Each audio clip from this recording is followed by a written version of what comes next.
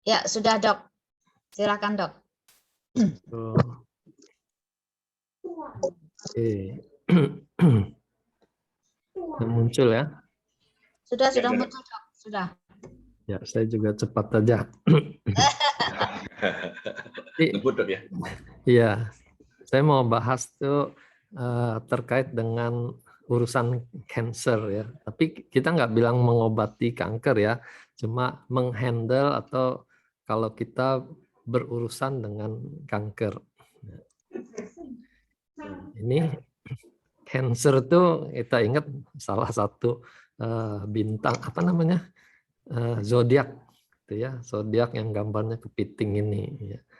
Tapi memang kalau kita lihat sifatnya cancer itu memang dia seperti kepiting gitu, kaki-kakinya tuh menancap dan dia kalau menyebar dia nancap lagi di sana sehingga tidak mudah untuk dihilangkan gitu. Per definisi bedanya tumor dengan kanker itu kalau tumor dia hanya membesar tapi dia tetap tinggal di lokasi itu gitu ya.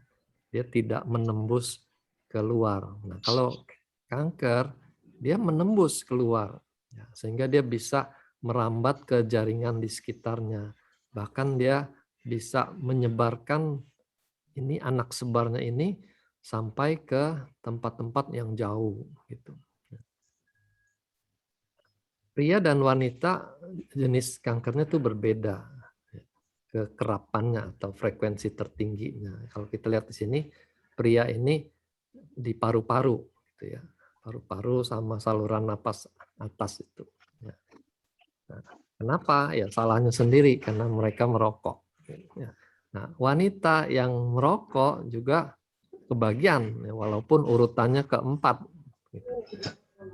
Cuma di sini kita menyadari betul bahwa kanker itu sebagian tuh karena kesalahan yang bersangkutan juga gitu.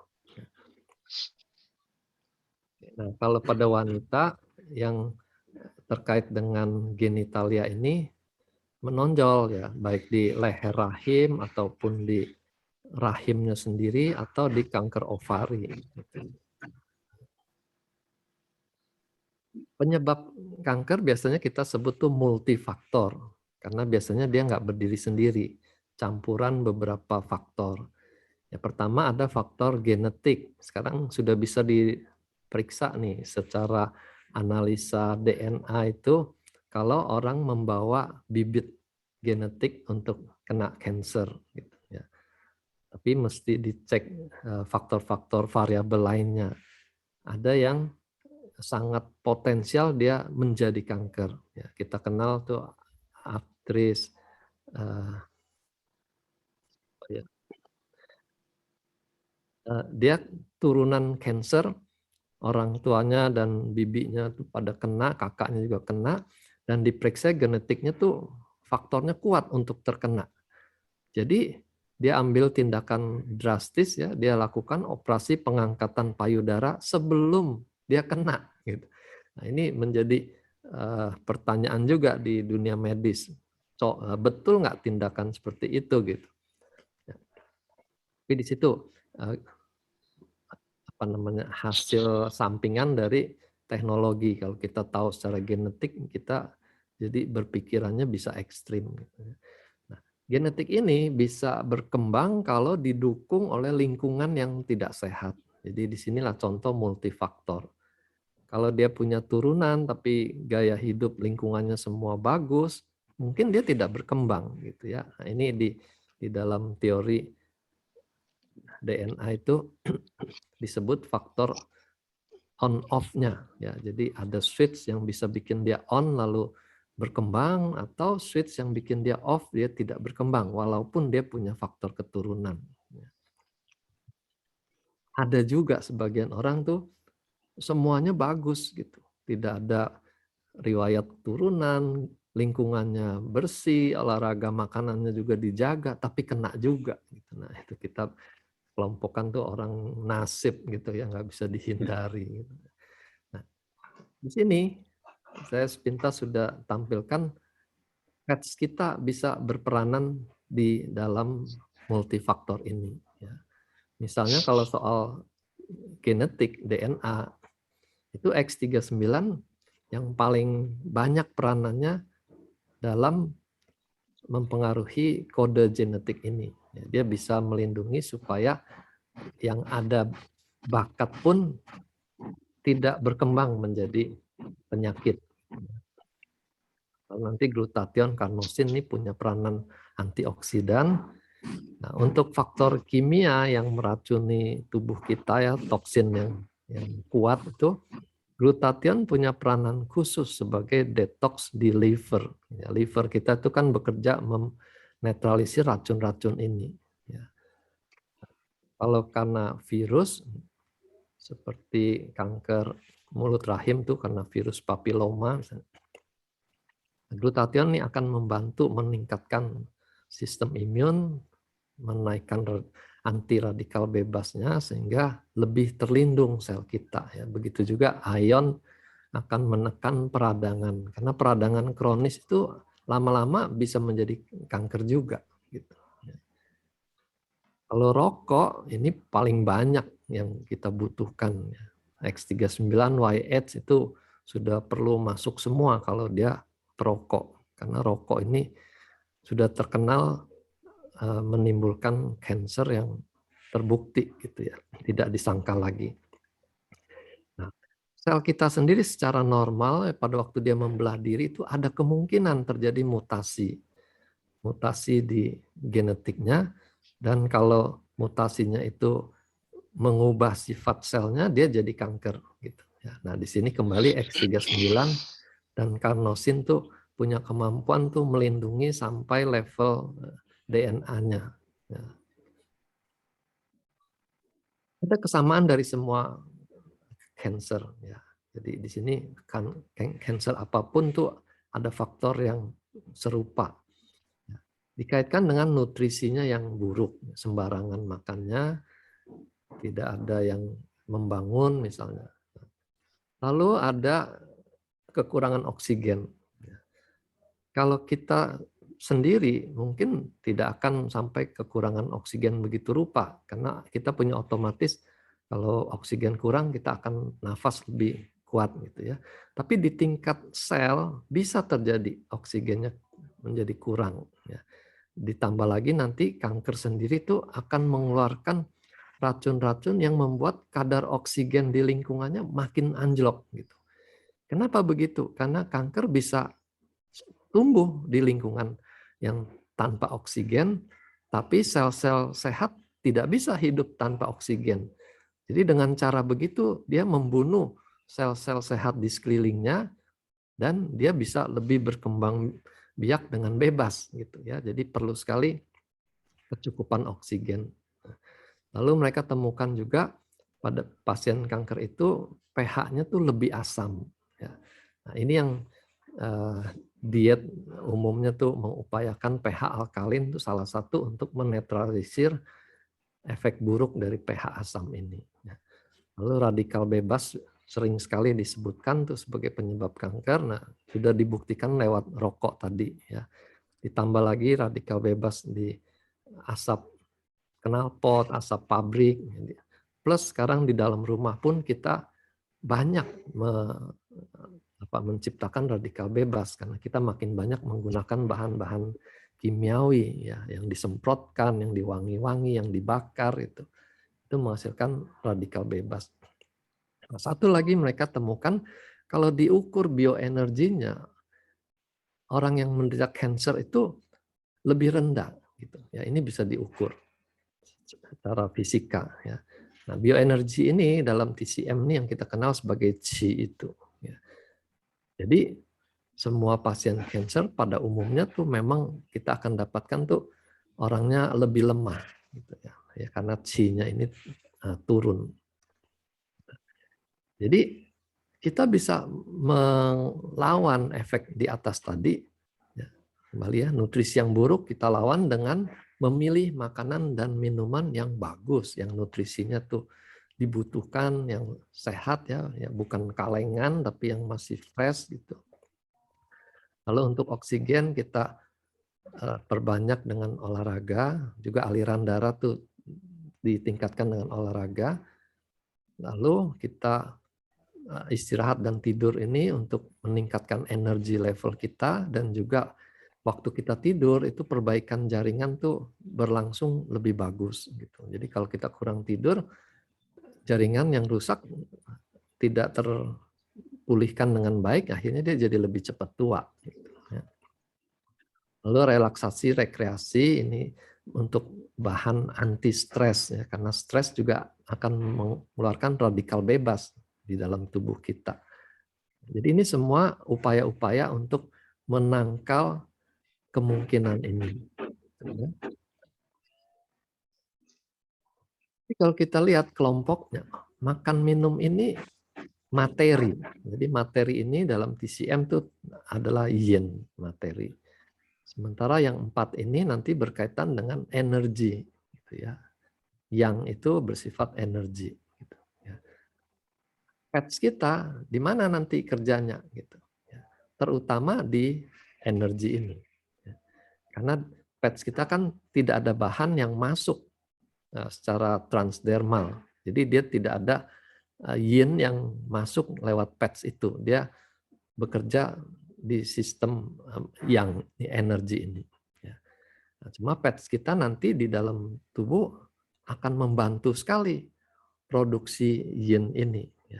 Makanan dan minuman kalau organ pencernaannya tidak bagus kan tidak semuanya diserap. Ya, jadi yin yang masuk tidak semuanya diserap, akhirnya terbuang dengan percuma di ampas feses kita gitu. Tapi kalau kita pakai pads, yin yang masuk ini bisa diserap lebih bagus gitu ya. Kita nggak rugi makan buah-buahan yang mahal sekalipun gitu, karena tidak terbuang ke WC. Ya. Nah, sekarang kita lihat penderitaan pasien kanker itu seperti apa. Ya. Ada penderitaan karena efek kanker itu sendiri, dan satu lagi penderitaan karena efek samping terapi melawan kankernya. Ya. Nah, di sini kita bisa bayangkan orang kanker diobati salah, tidak diobati salah juga, gitu ya. Karena kanker itu dia akan mempengaruhi nafsu makan. Ya, orang jadi nggak pengen makan. Otomatis berat badannya turun ya, karena kankernya yang merampok bahan-bahan gizi di makanan, ditambah dia tidak nafsu makan. Dan tadi energinya juga akan turun, ya nggak ada makanan, nggak ada energi yang terbentuk, dia akan menjadi lemah. Ya, padahal energi ini dibutuhkan untuk seluruh kegiatan tubuh kita. Ya. Nah, orang yang kena cancer tuh juga secara emosional tuh akan terganggu. Ya, begitu dengar diagnosis Anda ada cancer aja, itu sudah bikin anjlok gitu. Mentalnya tuh anjlok. Nah, di situ kita berkaitan dengan gangguan di spiritualitas ini. Ya. Stres, nggak bergairah lagi, rasanya hidup tuh tidak terang benderang lagi, mulai meredup, jatuh dalam depresi, atau minimal tuh orangnya jadi emosional, ya, gampang marah, gampang tersinggung. Gitu. Nah, ini akan mempengaruhi tidurnya. Ya, kalau dia banyak pikiran, otomatis tidurnya juga jadi susah, tidak bisa tidur dalam gitu. Walaupun mentalnya capek, fisiknya juga lemah, belum tentu tidurnya tuh enak. Ya, nah, ini makin memperparah kondisi yang di atas ini, energinya makin drop kalau dia susah tidur. Gitu. Ditambah lagi kalau kankernya tuh menggerogoti tulang, mengenai saraf, itu akan muncul nyeri. Ya. Nah, kondisi kegelisahan ini yang mengganggu ini akan mengaktifkan saraf simpatis. Orangnya tambah stres, tambah tegang, gitu, tambah emosional.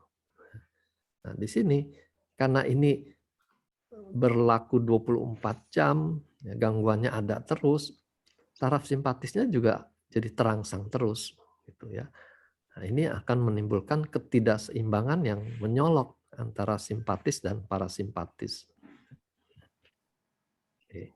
Nah, kalau efek samping kita mungkin sudah pernah dengar atau pernah lihat ya bagaimana kalau di radiasi itu kulitnya bisa jadi hitam, bisa terbakar ya. Kalau di kemo tuh mual, mencret, rambut rontok gitu. Dan yang sering juga efek samping kemo itu merusak sistem saraf sehingga muncul kesemutan, baal, nyeri gitu ya. Nyerinya sampai rasanya ke tulang gitu. Lalu yang lebih repot lagi kalau darah putihnya anjlok gitu. Sehingga dia beresiko terkena infeksi gitu. Sudah cancer, kena infeksi, kondisinya lebih turun lagi ya. Jadi leukosit ini bagian dari sistem imun kita. Daya tahan tuh sudah menurun walaupun leukositnya masih normal karena kondisi cancer ini yang tadi menurunkan Qi ini ya. Di TCM daya tahan tuh Wei Qi, salah satu bentuk dari Qi. Jadi kalau Qi-nya turun, otomatis Wei Qi-nya juga akan turun juga. Efek radiasi dan kemo ini akan merusak sel yang sehat juga. Ya, bukan hanya sel kankernya yang rusak. Nah, sel sehat, kalau dia luas tuh jadi jaringannya sehat, dan ini akan menurunkan kapasitas fungsinya. Ya. Jadi organ ginjal, organ liver itu fungsinya akan menurun, kapasitasnya akan menurun. Walaupun mungkin kalau dites di laboratorium ureum kreatinin masih bagus kok gitu ya. Kemarin kita udah bahas ureum kreatinin tuh baru mulai naik kalau fungsi ginjalnya di bawah 30% gitu ya. Jadi di sini efek dari terapi akan menurunkan fungsi-fungsi organ ini. Pertanyaannya, apakah kita bisa melawan kanker ini? Kalau di dunia medis sampai sekarang dia masih musuh nomor 1 karena belum bisa dituntaskan. Kita bisa lawan minimal tuh dengan memperbaiki pilar kesehatan kita ini ya. Tadi kita sudah bahas 5 pilar ini. Jadi di sini kita mau lihat peranannya di mana ya. Nutrisi, olahraga dan tidur itu dia terutama di aspek fisiknya. Fisiknya tuh lebih berenergi, lebih bisa pulih organ-organnya waktu kita tidur cukup dan dapat makanan cukup. Yang pilar keempat, rekreasi, relaksasi ini lebih berperanan di aspek mental.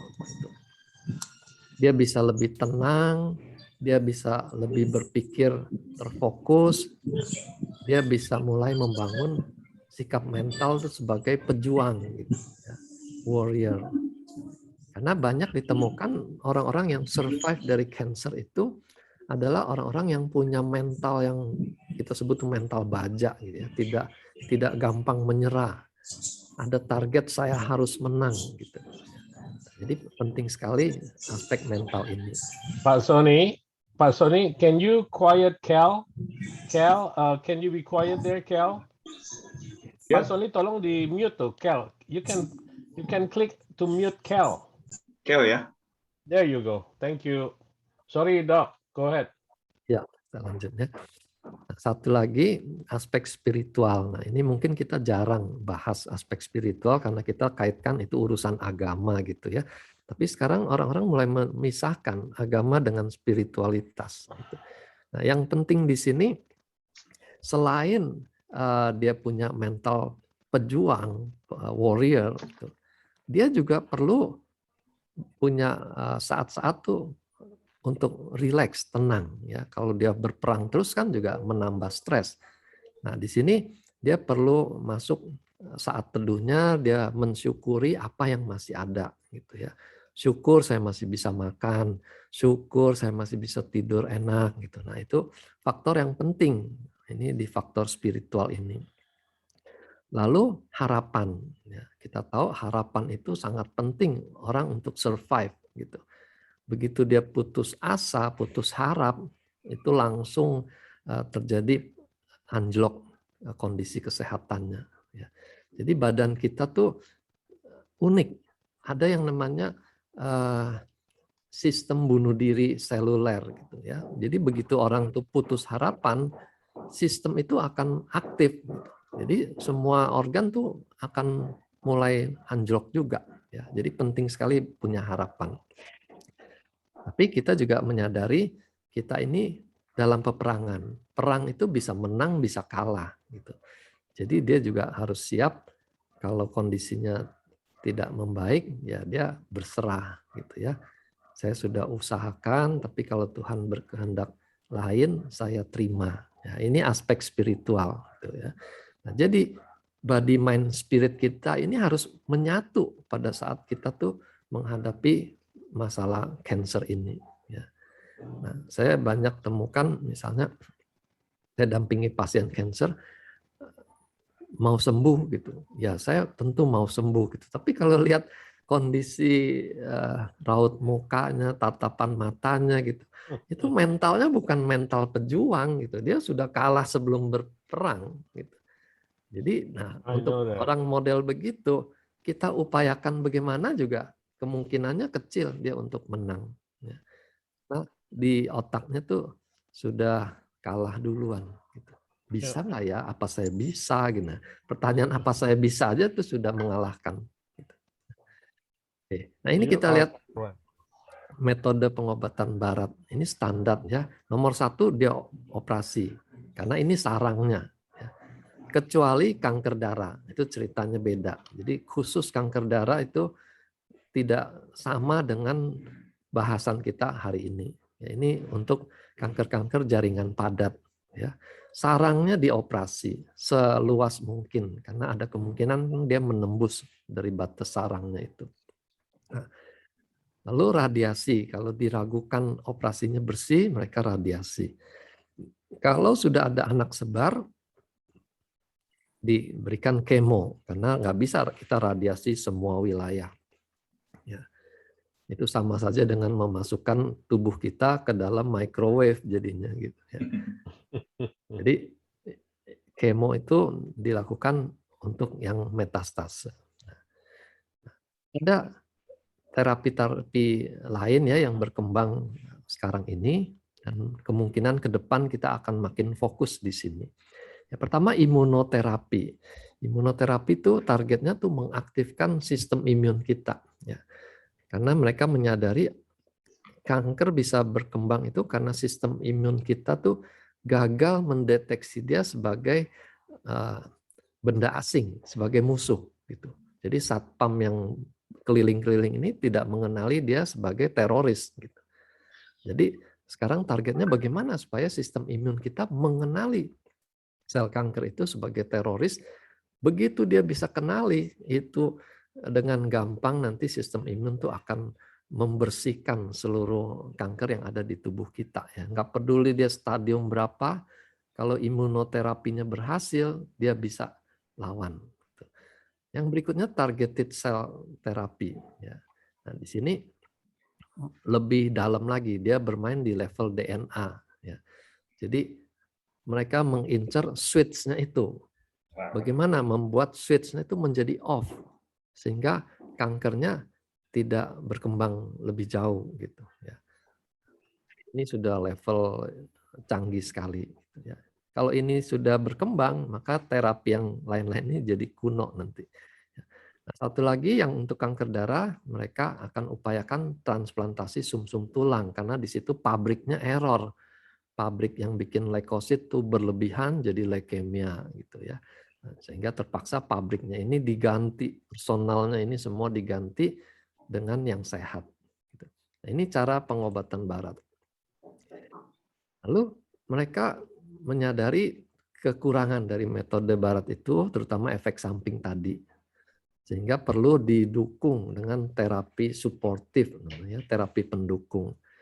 Kita tidak berani bilang ini terapi alternatif. Ya, karena kalau alternatif artinya boleh milih.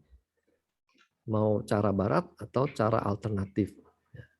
Kenapa? Karena cara alternatif ini sangat kurang buktinya. Ya. Berapa yang sembuh, berapa yang gagal itu nggak ada datanya. Gitu. Dan banyak orang tuh mencoba alternatif tuh setelah kondisinya tidak membaik dengan kedokteran barat. Gitu. Dan tentu hasilnya juga jadi tidak baik kalau dia mulainya terlambat. Ya. Nah, ini yang membuat susah untuk membandingkan efektivitas terapi ini dibanding terapi medis barat. Nah, sekarang posisinya jadi terapi yang integratif, dikombinasikan, ya, mendukung terapi yang sudah ada. Nah, ini kalau kita cek di alternatif complementary treatment ya, dari Mayo Clinic, keluar daftar ini. Ya. Akupunktur termasuk, ditulis di nomor 1 di situ. Ini dari referensi lain-lain saya kumpulkan. Nah, ozon terapi sekarang masuk karena ozon tuh memaksa oksigen tuh melimpah masuk di dalam darah gitu. Nah, sementara tadi kita lihat si kanker itu membuat kondisi tubuh tuh kekurangan oksigen. Ya, jadi diharapkan ozon ini bisa membalikkan keadaan sel kita yang sehat tuh jadi hidup lagi. Dan dia bisa membatasi kelangsungan hidup dari si sel kanker tadi. Ya, jadi posisinya dibalik. Nah, herbal terapi juga sudah makin banyak diselidiki dan radikal bebas ini diperangi dengan antioksidan. Ya. Ada beberapa mineral tertentu juga punya peranan, misalnya kalsium, selenium ini dikenal penting untuk melawan kanker. Ya. Lalu dari tanaman, ya, ginseng dan aneka jamur Jepang ini. Ya. Kelompok jamur ini diakui sangat besar peranannya untuk mengaktifkan sistem imun. Gitu. Ya. Nah, terakhir, ganggang laut fukoidan ini juga banyak digunakan untuk melawan kanker. Gitu. Nah, ini contoh jenis herbal yang digunakan. Dari model makanan ya seperti turmeric ini kunyit, ya. Kacang kedelai, teh hijau, anggur, brokoli, ya. Sampai buah-buahan, ya, tomat, gitu. Anggur ini termasuk anggur, tomat tuh digunakan. Ya.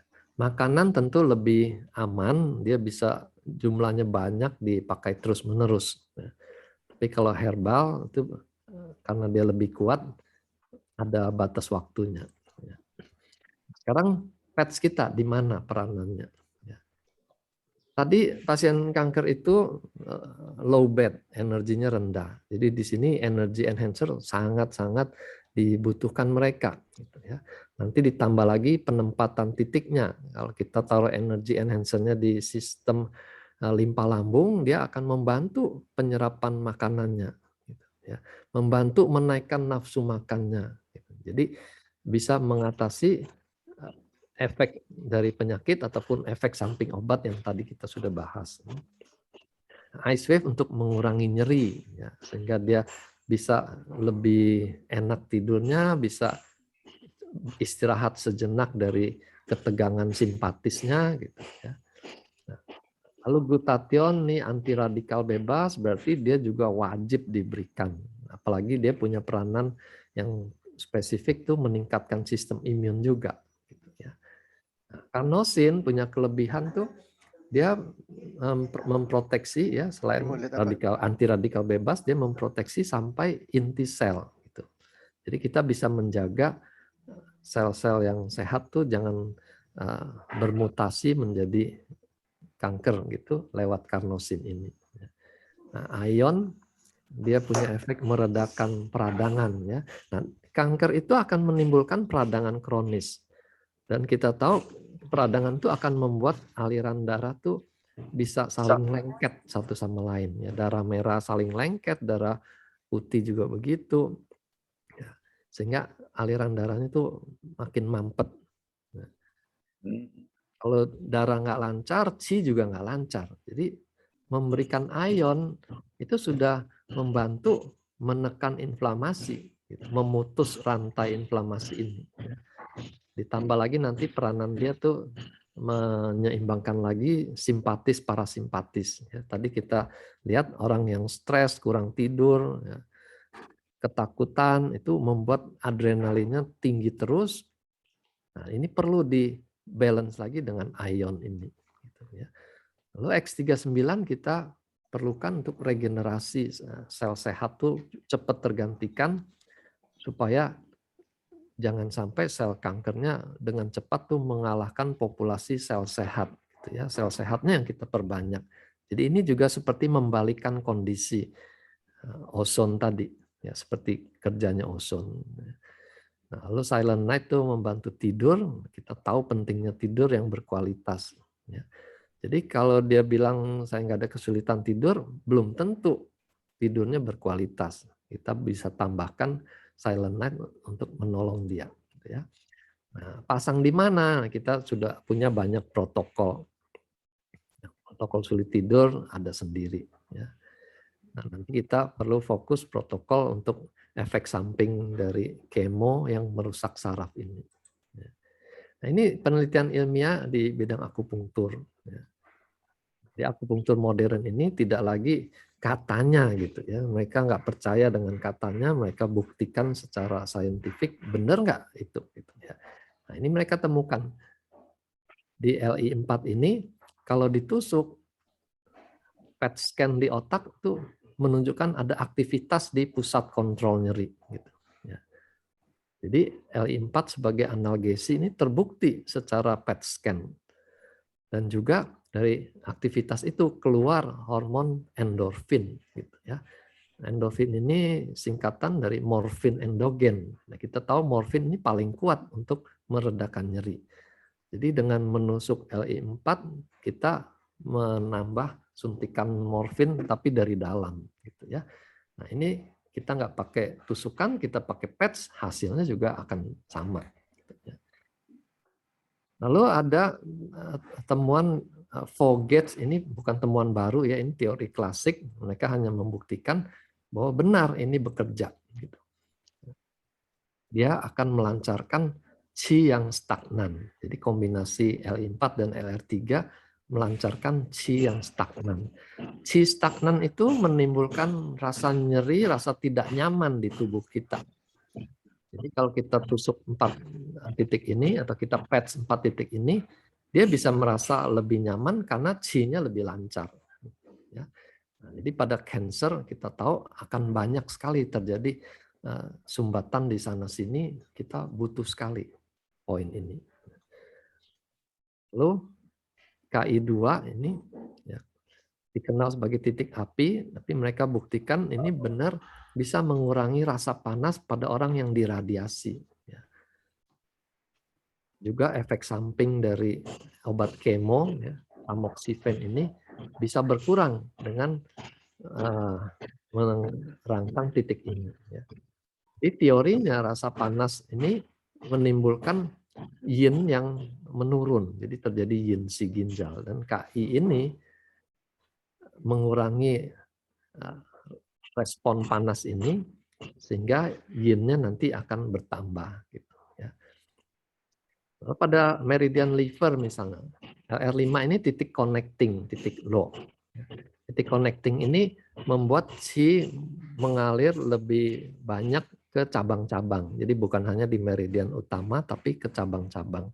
Nah, cabang dari liver ini mengalir lewat genitalia dan perut tengah bawah gitu. Jadi mereka gunakan ini untuk kanker di daerah rahim gitu ya. Jadi energinya akan lebih banyak tersalurkan di cabang perut ini sehingga darah dan oksigen mengalir lebih banyak dan memperbaiki kondisi CA rahim ini. Liver 14 ini titik alarmnya liver ya. Kita tahu dia bisa membantu memperbaiki livernya. Liver itu kan kalau kita kasih kemo kerjanya akan berat sekali karena liver harus membersihkan bahan-bahan racun dari kemoterapi itu.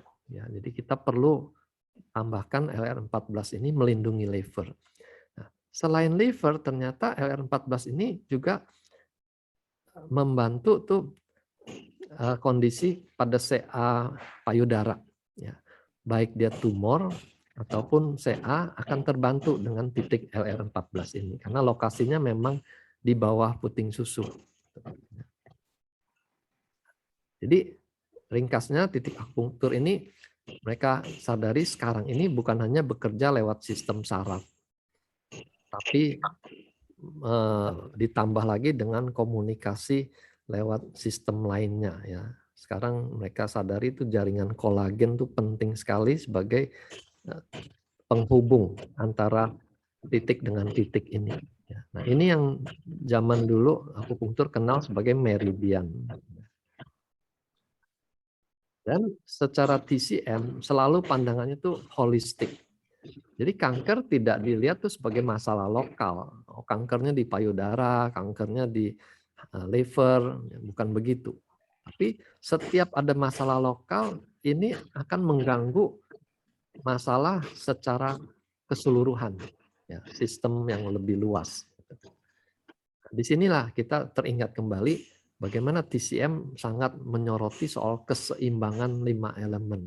Ya.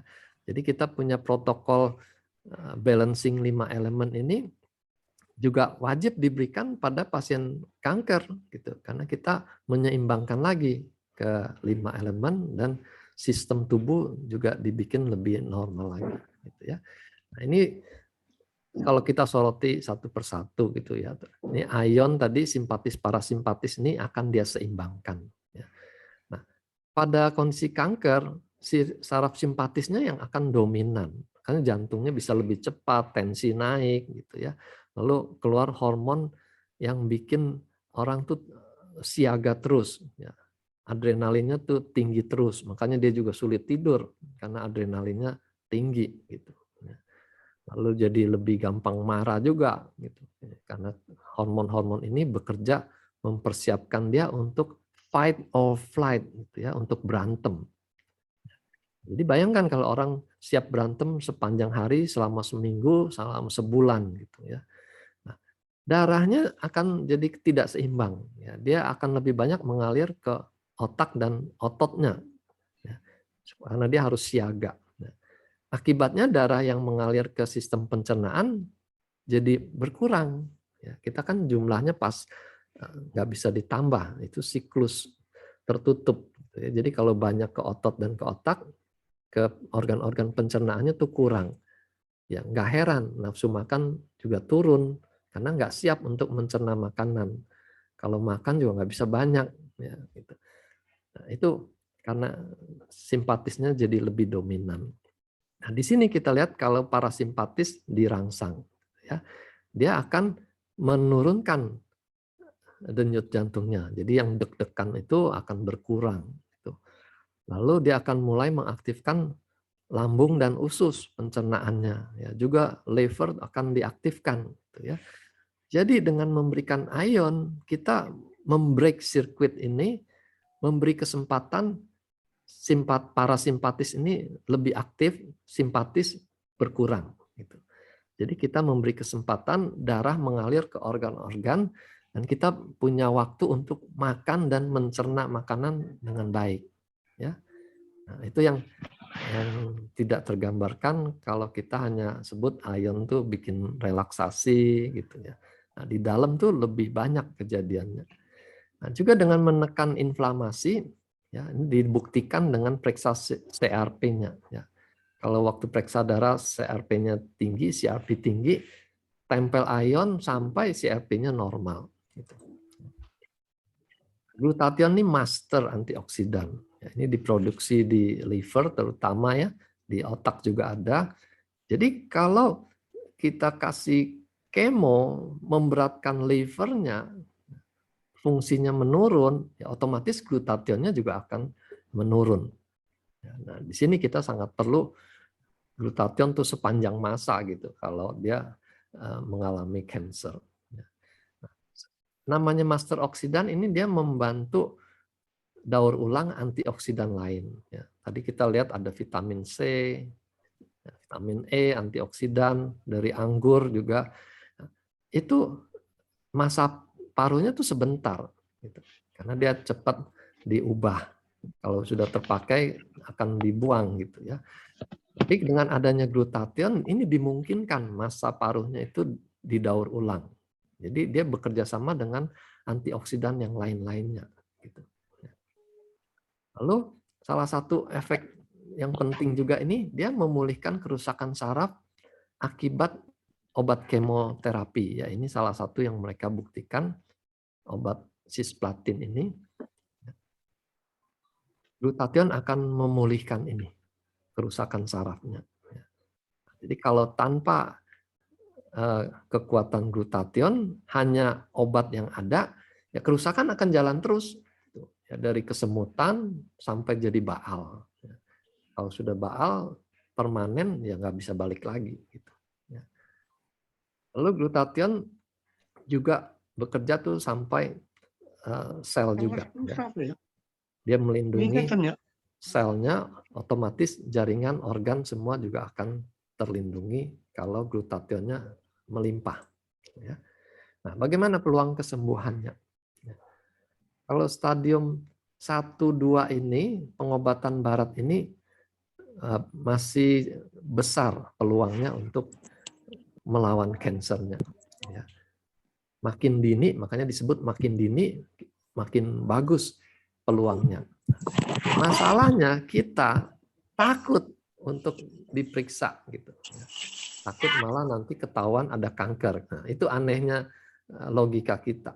Padahal semua bilang makin dini makin baik gitu.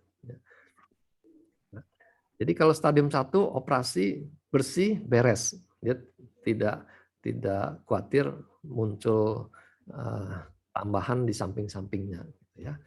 Tapi bukan berarti tidak bisa datang lagi ya, karena sekali dia kena kanker kan berarti kondisi tubuhnya itu cukup subur untuk ditumbuhi kanker. Nah, di situ dia perlu sertai dengan perbaikan semua gaya hidupnya. Nah, kalau stadium 2 sudah kena kelenjar getah bening, bedah saja nggak cukup. Ya, dia perlu radiasi supaya kelenjar getah bening di sekitarnya itu sel-sel bibit kanker di sekitarnya juga mati. Tapi jangan lupa, bukan hanya kankernya yang mati, ya, sel sehatnya juga ikut mati. Kalau stadium 3 ini sudah kena kelenjar getah bening di tempat yang jauh, ya, ini nggak bisa lagi dengan bedah. Ya. Dia bedah hanya ambil yang utamanya, tapi untuk kelenjar getah beningnya sudah harus masuk kemo. Gitu. Ya. Kadang-kadang kalau lihat kondisinya berat untuk dioperasi, ya mereka tidak lakukan operasi lagi, ya, hanya kemo saja. Nah, kalau stadium 4 ini sudah kena semua organ tuh, biasanya disepakati nggak usah diapa-apain lah. Gitu, ya. Diperbaiki aja kualitas hidupnya, nyerinya dikasih morfin, tidurnya dikasih obat tidur, pokoknya dia nggak sengsara. Gitu ya. Nah, itu stadium 4. Disepakati kalau stadium 1-2 ini peluang sembuhnya masih cukup besar. Tapi kalau stadium 3 ini sudah 50-50 gitu ya. Jadi si pasien itu diberi peluang seluasnya untuk memilih ya. Mau di terapi secara medis barat atau mau pakai cara lain misalnya ya. Karena obat-obat barat nggak berani menjanjikan lebih bagus kalau stadiumnya sudah 3 dan apalagi 4 gitu ya. Kalau stadium 4 ini perlu dokter di atas segala dokter ya, melakukan mukjizat supaya dia pulih seperti semula ya. Oke, itu yang saya bisa sharing. Oke, terima kasih. Sini. Terima kasih, Dr. Wijaya. Ini Wah, luar biasa tuh. Ya, luar biasa. Cancer banyak sekali yang suka nanya, dan kakak saya termasuk yang cancer darah tuh. Oh. Nanti Stadium berapa Bu Irina? Kalau kanker darah nggak ada stadiumnya. Stadium. Oh, enggak. Nggak ada ya dok ya?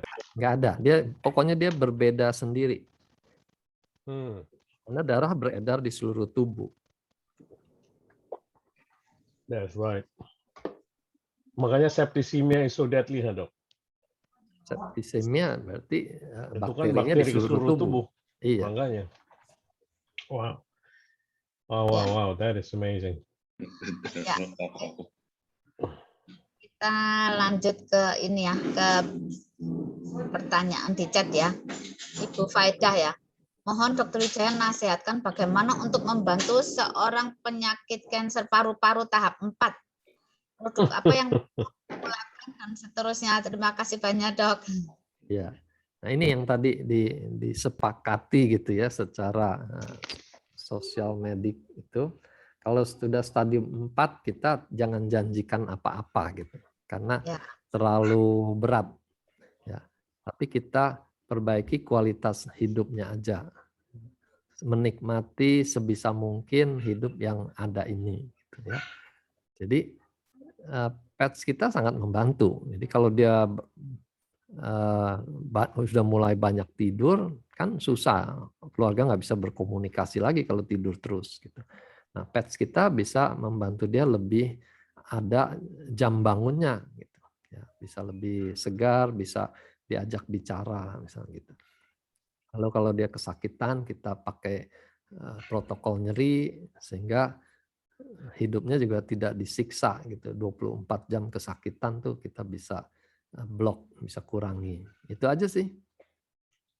Jadi kita nggak berani sama sekali untuk menjanjikan tahap 4 ada peluang untuk sembuh gitu ya. Hanya mukjizat yang bisa. That's Pets right. pets kita belum ada yang bikin mukjizat terjadi. Actually, there are some. The lady that I pet maybe 8 years ago, Doc, stadium 4 breast cancer. And dia pulang ke Filipina mau pamit sama papi, mami, saudara-saudarinya. Tapi dia berhenti di San Francisco nengokin saudaranya. Waktu di San Francisco itu kebetulan ketemu distributor saya. Saya pas mau tidur malam-malam sekitar 2.30 saya ditelepon minta protokol. Ya, saya bilang udah mau apa lagi? Udah stadium 4 breast cancer, orang pulang udah mau mati, kasih semua saya bilang. Jadi the 7 chakra is all on. Udah gitu pulang ke Filipina, lewat San Francisco lagi, dicek di San Francisco, Doc. She's a nurse, she's an RN. She was an RN. And then, lo and behold, itu kurang lebih di Filipina 1,5 bulan ya, 6 minggu. Clean.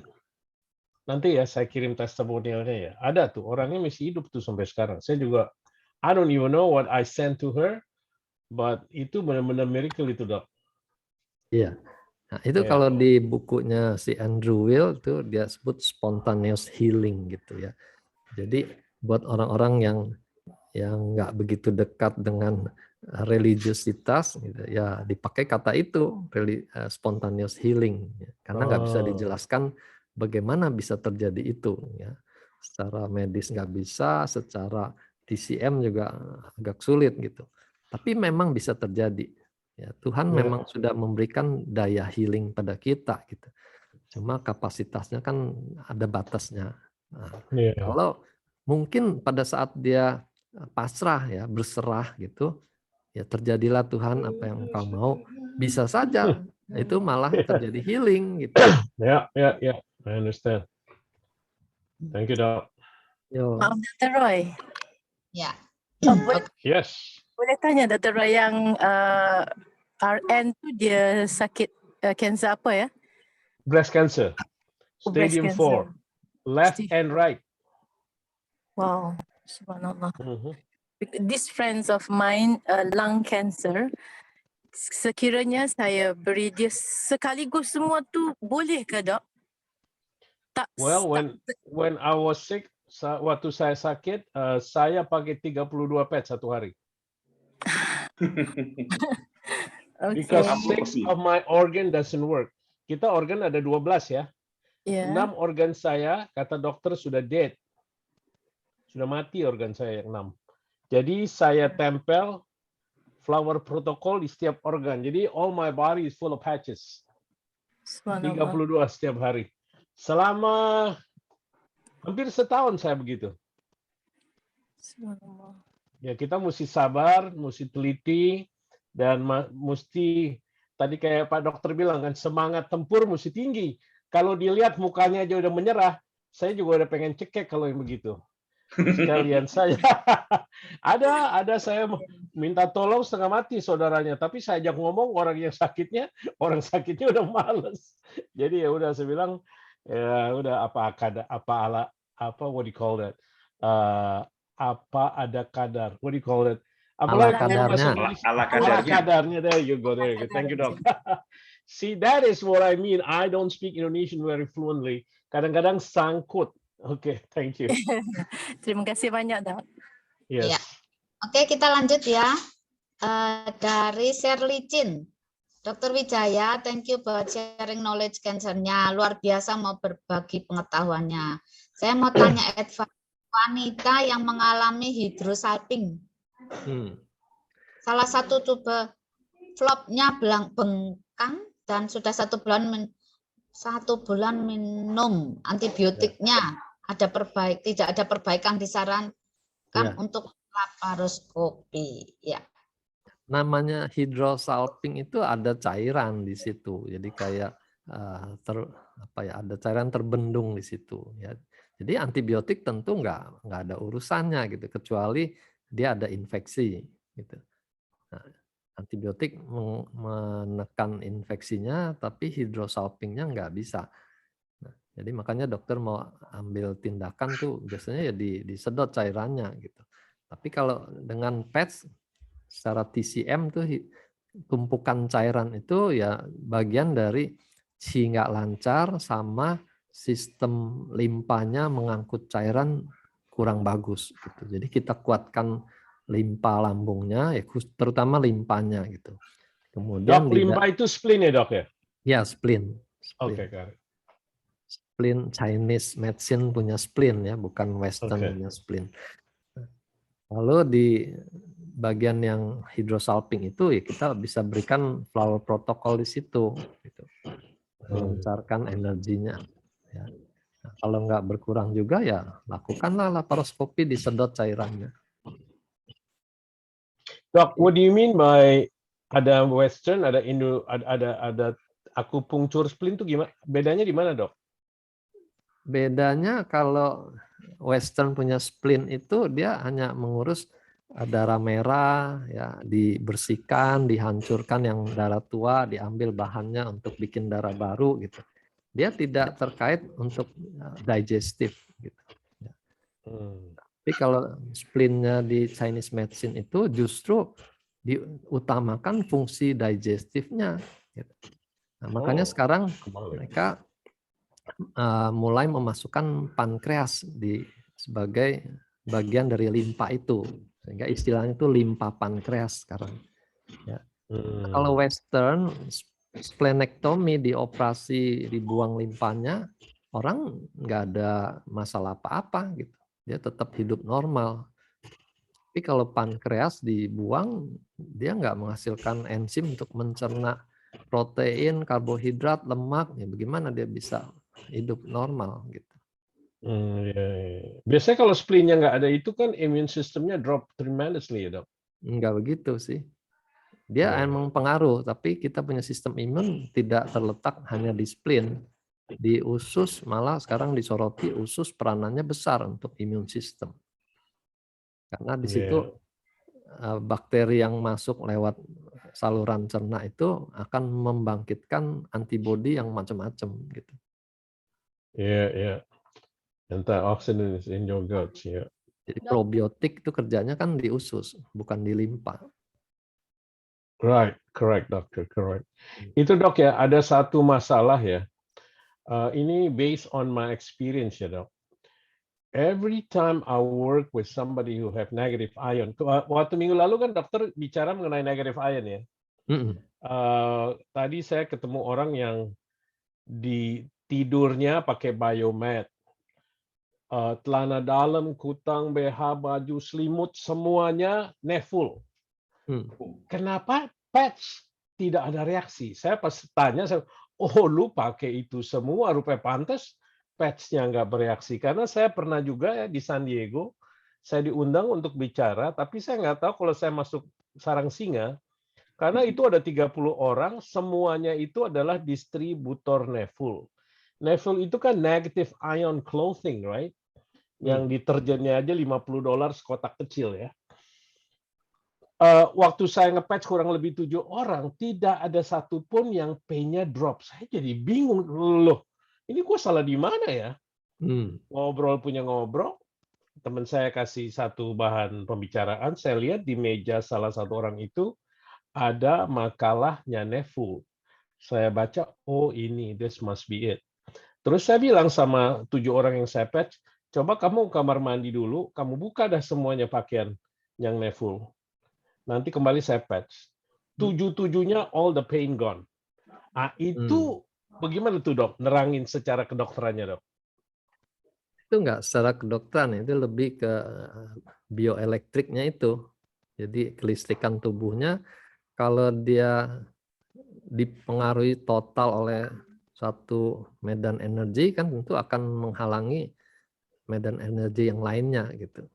Nah, di sini kita bisa jadikan patokan. Jangan semua terapi diberikan dengan harapan hasilnya akan lebih bagus gitu. Bisa aja tuh terapi saling menetralisir gitu. Yeah. That makes sense. Okay.